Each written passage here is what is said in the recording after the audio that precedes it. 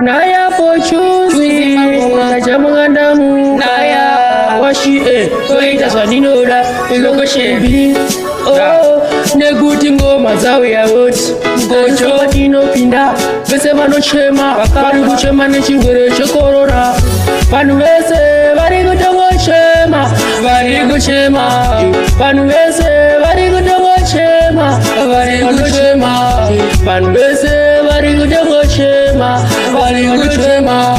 vanhu vese vari kutongochema vari kuchema nekuti zvimwe zvinotakira kuvanhu ngoma dzasvobva pamuromo pevanhu nekuti zvimwe zvinokonzeswa nendaidaidzo vamira ningopinda hanina chisungo vese vanondizoona vatori pandinono ende vese vandinosvika vanouraidza nekuti vari kuda kutondinaisa vazinichangopisa vari kutongotaisa naya ndandakasiwa itume ndinasiwa zvimwe zvinokudzisa kamese vari kutonisa ndakapuse naya ndinongopisa handinyuse nekuti vese vanomisa vachimboita munza vachida kundibaya ende zvino zvinongochemera panguva ende kudai ndakasiwa haipere ndinozisiwa hazvitunge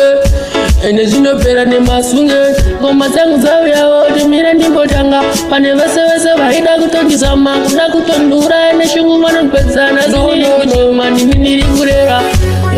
vanhu vese vari kuchema Finiasi vanhu vese vari kuchema Finiasi vanhu vese vari kuchema Finiasi vanhu vese vari kuchema Finiasi sekunge ine taitei mangoma nongomisa sekunge nine Friday saka ndichimanya sekunge nine waya vese vanosunga vachiita tsamba ende nyaya yachazokura rasindazouya dare ende vachazoona kudadaro vachazotamba kunge vane tsano nagogomira ndaro vese vari kutochema Finiasi vese vari kuchema Finiasi vese vari kuchema Finiasi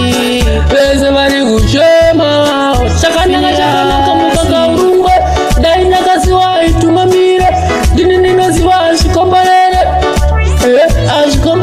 nekuti dzimwe dzanguva muyedzo dzinokunda nashuwa vanobudisa nzira Mwari ndaikumbira kuti mundione pese pandinotsirwa nekuti zvimwe zvauya oti Levels fire.